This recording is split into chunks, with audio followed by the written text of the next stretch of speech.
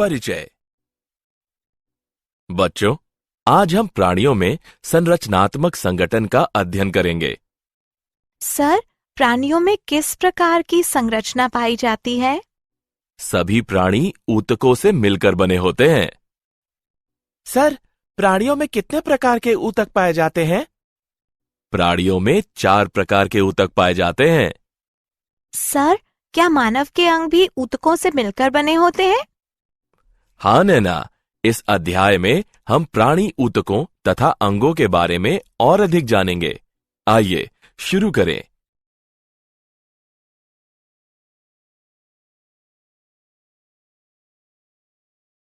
उद्देश्य। इस पाठ के अंत में आप निम्न करने में सक्षम हो जाएंगे। उपकला ऊतक की व्याख्या करना, संयोजी ऊतक की व्याख्या करना, पेशी ऊतक की व्याख्या करना, तंत्रिका ऊतक की व्याख्या करना, ऊतक तथा ऊतक तंत्र की व्याख्या करना।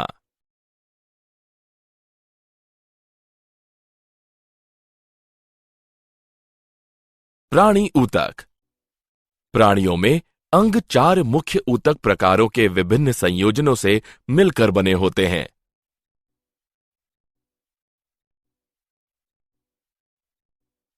उपकला ऊतक, संयोजी ऊतक, पेशी ऊतक तथा तंत्रिका ऊतक।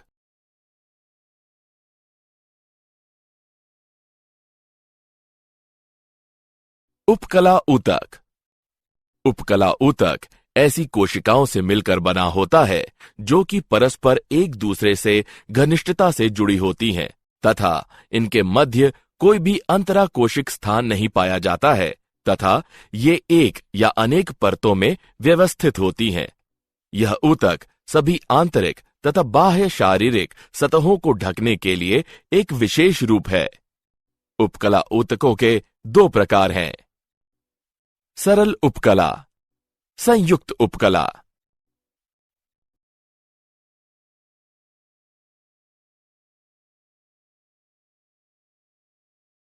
सरल उपकला। संरचना के आधार पर सरल उपकला 3 प्रकार के होते हैं। शल्की उपकला, घनाकार उपकला तथा स्तंभाकार उपकला। शल्की उपकला। शल्की उपकला चपटी, अनियमित आकृति वाली कोशिकाओं से मिलकर बने होते हैं जो कि एक सतत सतह का निर्माण करती है। ये गुहाओं जैसे मुख, रुधिर, वाहिकाओं, हृदय तथा फेफड़ों के अस्तरों का निर्माण करते हैं तथा त्वचा की बाह्य परत का निर्माण करते हैं। वृक्कों में शल्की उपकला कोशिकाएं छोटी संरचनाओं, जिन्हें कोशिका गुच्छ, ग्लोमेरुलस कहते हैं, को आस्तरित करती हैं। ये रक्त के निस्पंदन के लिए उत्तरदायी होते हैं। शल्की उपकला कोशिकाएं रुधिर वाहिकाओं को अस्तारित करती हैं, जहां ये अंतःस्तर के नाम से जानी जाती हैं। अंतःस्तर रुधिर वाहिकाओं के लिए द्वार रक्षक की भांति कार्य करता है।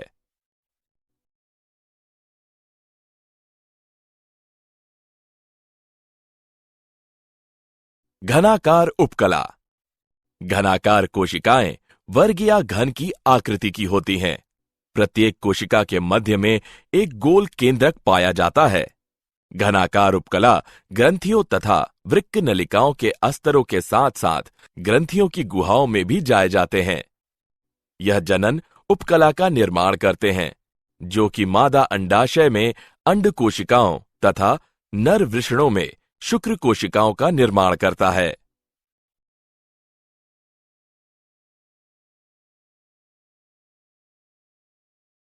स्तंभाकार उपकला। स्तंभाकार उपकला कोशिकाएं एक या अनेक परतों में व्यवस्थित होती हैं। कोशिकाएं लंबी तथा स्तंभ की आकृति की होती हैं।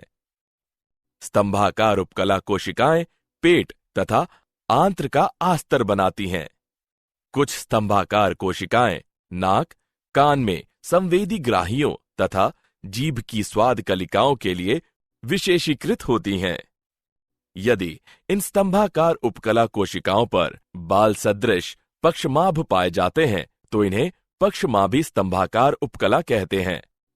इनका मुख्य कार्य श्लेष्मा को उपकला की सतह पर एक निश्चित दिशा में ले जाना है।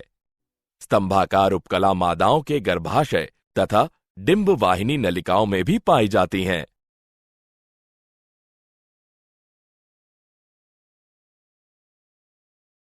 ग्रांथिल उपकला। कलश कोशिका युक्त स्तंभाकार उपकला को ग्रांथिल उपकला कहते हैं। ग्रांथिल उपकला दो प्रकार के होते हैं। एक कोशिक जो एकल पृथक ग्रांथिल कोशिकाओं का बना होता है, जैसे आहार नाल की कलश कोशिका। बहुकोशिक जो कोशिकाओं के पुंज का बना होता है, जैसे लार ग्रंथियां।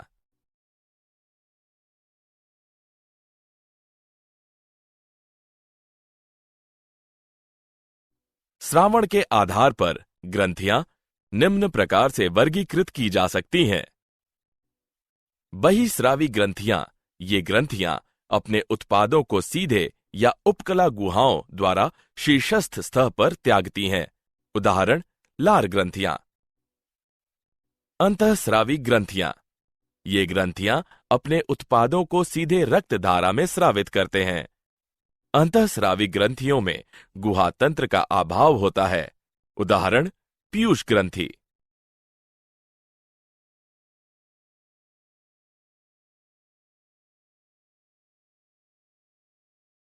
संयुक्त उपकला। संयुक्त उपकला कोशिकाओं की एक या अनेक परतों से मिलकर बना होता है। बहुआस्तरीय होने के कारण संयुक्त उपकला श्रावण तथा अवशोषण में बहुत कम योगदान देते हैं, किंतु ये आंतरिक ऊतकों को यांत्रिक, रासायनिक, ऊष्मीय तथा परासरणी प्रतिबलों से सुरक्षा प्रदान करते हैं। उपकला ऊतकों में 3 प्रकार की संधियां पाई जाती हैं। दृढ़ संधि पदार्थों को ऊतक से बाहर निकालने से रोकती है। आंसजी संधि पड़ोसी कोशिकाओं के कोशिका द्रव्य को एक दूसरे से जोड़ने का काम करती है।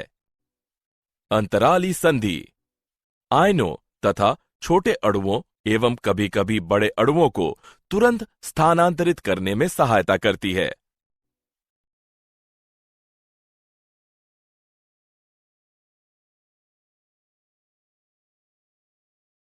संयोजी ऊतक। मानव शरीर में संयोजी ऊतक बहुतायात एवं विस्तृत रूप से फैला हुआ पाया जाता है। इसका मुख्य कार्य शरीर को सहारा प्रदान करना तथा सभी प्रकार के ऊतकों को परस्पर संयोजित करना अथवा बांधना है। यह यांत्रिक शक्ति भी प्रदान करता है, जो कि गमन यानी चलने फिरने में सहायक है। संयोजी ऊतकों की कोशिकाएं एक दूसरे से व्यापक रूप से पृथक होती हैं। ये जीवित कोशिकाएं अधिक मात्रा में एक अंतराकोशिक भूतल पदार्थ जैसे आधात्री यानी मैट्रिक्स कहते हैं का स्रावण करती हैं। आधात्री एक अजीवित पदार्थ है जो कि तरल जैसे कि रक्त, अर्धठोस जैसे संयोजी ऊतक अथवा ठोस जैसे अस्थि हो सकता है।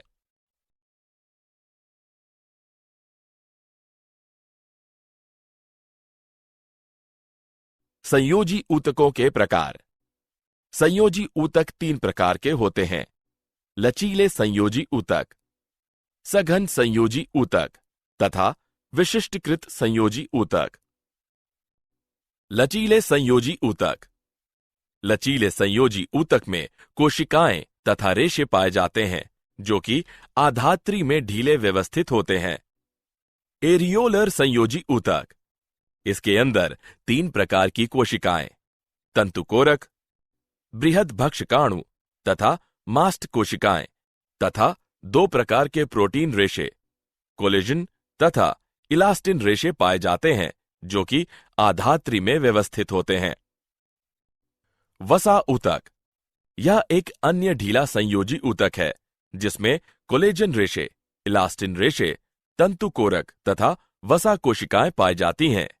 ये कोशिकाएं वसा का संचय करती हैं। वसा ऊतक वसा का संश्लेषण है, संचयन तथा उपापचय करता है। यह त्वचा के नीचे एक रोधक परत का निर्माण करके ऊष्मा की हानि होने से रोकता है।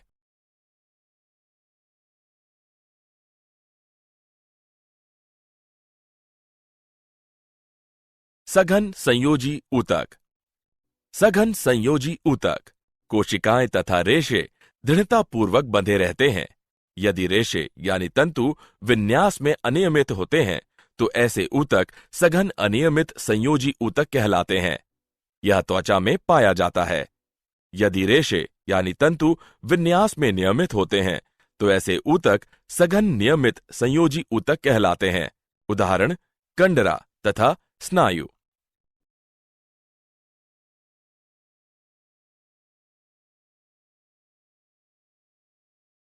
विशिष्टकृत संयोजी ऊतक। विशिष्टकृत संयोजी ऊतक, इसके अंतर्गत उपास्थि, अस्थि तथा रक्त सम्मिलित है। उपास्थि यह उभार युक्त तथा लचीला संयोजी ऊतक है। आधात्री ठोस, लचीला तथा संपीड़न दबाव मुक्त होता है। इस ऊतक की कोशिकाएं, जिन्हें उपास्थि अणु कहते हैं, आधात्री के अंदर रक्तिकाओं में 2 या 3 के गुच्छों में पाई जाती है। अस्थि यह एक उभार युक्त तथा मजबूत संयोजी ऊतक है।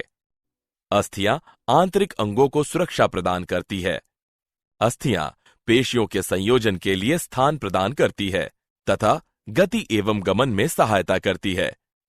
पैरों की लंबी अस्थियां भार यानी वजन सहने में सहायक होती हैं। रक्त यह एक संयोजी ऊतक है जिसमें आरबीसी यानी लाल रक्त कणिकाएं, डब्ल्यूबीसी यानी श्वेत रक्त कणिकाएं, पट्टिकाणु तथा जीव द्रव्य उपस्थित होते हैं। रक्त का मुख्य कार्य गैसों तथा पोषक तत्वों का एक स्थान से दूसरे स्थान तक परिवहन करना है।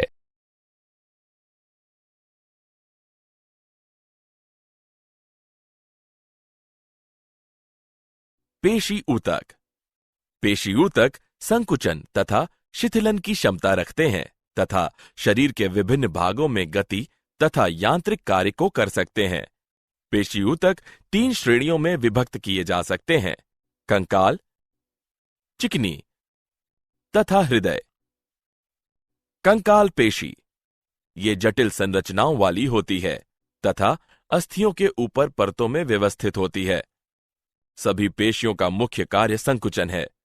उदाहरण के लिए मस्तिष्क द्विशिरस्का पेशी के संकुचन के लिए तंत्रिका कोशिका को एक सिग्नल भेजता है।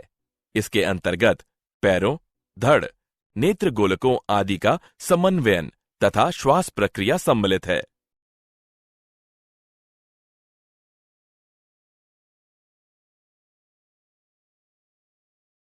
चिकनी पेशी। चिकनी पेशी चिकनी पेशी ऊतक पतली, लंबी पेशी कोशिकाओं तथा तंतुओं से बने होते हैं। ये तंतु सिरों पर नुकीले होते हैं तथा प्रत्येक रेशा यानी तंतु पर एक एकल बड़ा अंडाकार केंद्रक पाया जाता है। चिकनी पेशी धीमी, अनैच्छिक गतियों जैसे अमाशय तथा आंत्रों की भित्तियों में उपस्थित चिकनी पेशी ऊतक के संकुचन को नियंत्रित करती है। धमनियों की पेशियां रक्तचाप तथा रक्त बहाव को नियंत्रित करने के लिए संकुचित तथा शिथिलित होती हैं।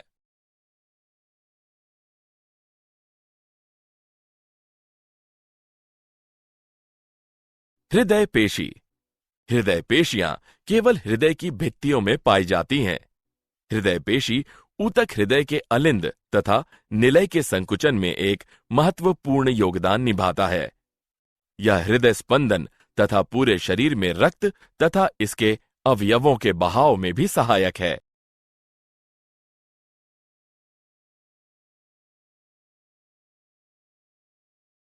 तंत्रिका ऊतक।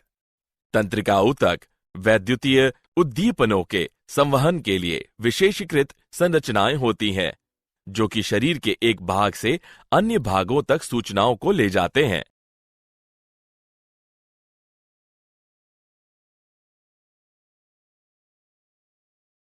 अंग तथा अंग तंत्र। शरीर में अंग अगले स्तर के संगठन पर होते हैं। अंग एक ऐसी संरचना है जिसमें कम से कम 2 विभिन्न प्रकार के ऊतक परस्पर मिलकर एक इकाई की भांति कार्य करते हैं। मानव शरीर में विभिन्न अंग पाए जाते हैं। उदाहरण के लिए यकृत, वृक्क, त्वचा आदि। अंगतंत्र एक या अधिक अलग अलग अंगों के संयोजन से मिलकर बना होता है, जो कि एक साधारण कार्य को करने के लिए साथ साथ काम करते हैं। कुछ अंगतंत्र इस प्रकार हैं: कंकाल तंत्र, पेशीय तंत्र, परिसंचरण तंत्र, तंत्रिका तंत्र आदि।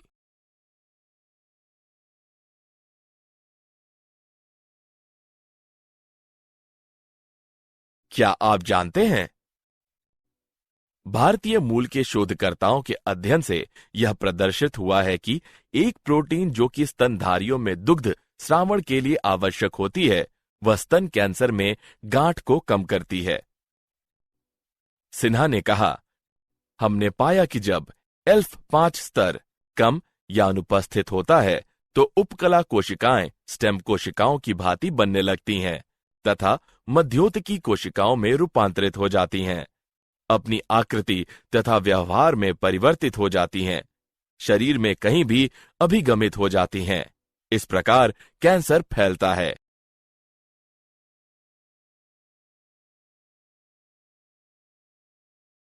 सारांश। आइए हमने जो कुछ सीखा है उसे संक्षेप में दोहराएं। उपकला ऊतक, संयोजी ऊतक, पेशी ऊतक तथा तंत्रिका ऊतक ऊतकों के 4 मूलभूत प्रकार हैं। उपकला ऊतक सभी आंतरिक तथा बाह्य शारीरिक सतहों को ढकने के लिए एक विशेष रूप है। सरल उपकला ऊतक तथा संयुक्त उपकला ऊतक उपकला ऊतकों के 2 प्रकार हैं। शल की उपकला चपटी अनियमित आकृति वाली कोशिकाओं से मिलकर बने होते हैं, जो कि एक सतत सतह का निर्माण करती है। घनाकार उपकला के मध्य में एक गोल केंद्रक पाया जाता है तथा यह ग्रंथियों तथा वृक्क नलिकाओं के आस्तरों के साथ साथ ग्रंथियों की गुहाओं में भी पाया जाता है। स्तंभाकार उपकला कोशिका पेट तथा आंत्र का आस्तर बनाती है। संयुक्त उपकला में कोशिकाओं की एक या अधिक परतें पाई जाती हैं।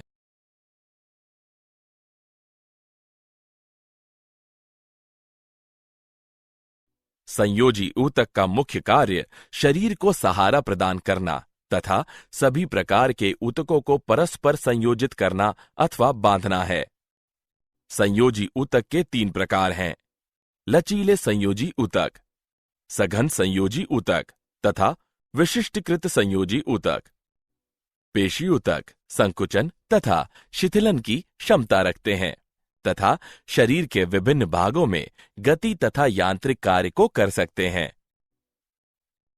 तंत्रिका ऊतक वैद्युतीय उद्दीपनों के संवहन के लिए विशेषीकृत संरचनाएं होती हैं। अंग एक ऐसी संरचना है जिसमें कम से कम 2 विभिन्न प्रकार के ऊतक परस्पर मिलकर एक इकाई की भांति कार्य करते हैं। अंगतंत्र एक या अधिक अलग अलग अंगों के संयोजन से मिलकर बना होता है, जो कि एक साधारण कार्य को करने के लिए साथ साथ काम करते हैं।